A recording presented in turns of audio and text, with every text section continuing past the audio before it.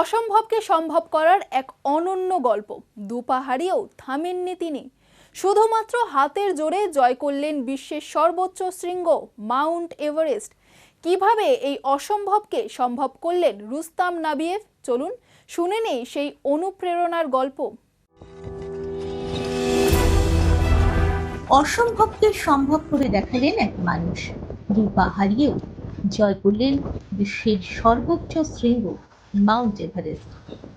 রাশিয়ার পর্বতারোহী রুস্তাম নাবিয়েভ ইতিহাস করলেন।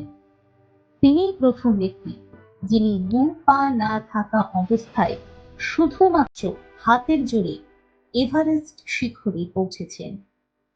কোনো কৃত্রিম পা ছাড়াই এই কঠিন চ্যালেঞ্জ তিনি সম্পূর্ণ করেছেন। 2015 সালে এক দুর্ঘটনায় নিজের দুই পা হারান নাবিয়েভ।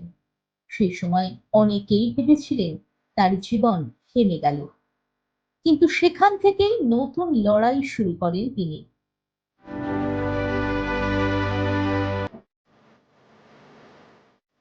দীর্ঘ প্রস্তুতি, কঠোর পরিশ্রম এবং অদম্য মানসিক শক্তির জোরে 2026 সালের 20 মে নেপালের বসন্তকালীন অভিযানে তিনি এভারেস্টের চূড়ায় পৌঁছে যান।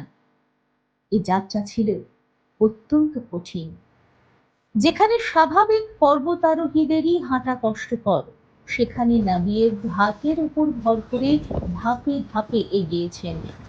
প্রতিটি মুহূর্তে ছিল ঝুঁকি, ছিল মৃত্যু ভয়, তবুও থামেননি তিনি। শিখরে পৌঁছে একটি বার্তা দেন তিনি। একটি ফলকে লেখা ছিল, যারা ভাবতেন পড়ে যাওয়ার পর জীবন শেষ, তাদের জন্য এই বার্তা।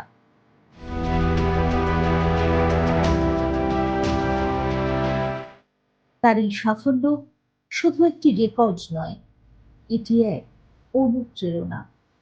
দেখিয়ে দিলেন, ইচ্ছা শক্তি থাকলে কোনো বাধাই শেষ কথা নয়। রুস্তাম নাবিয়েভ আজ শুধু একজন পর্বতারোহী নন, তিনি এক লড়াই, সাহস এবং জয়ের প্রতীক।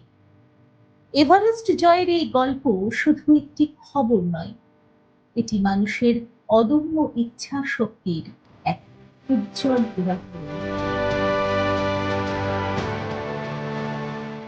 দেখুন এই সময়ের তথ্য ও চিত্র প্রতিদিন রাত 9টায় ও সকাল 8টায় শুধুমাত্র চ্যানেল 1-এ।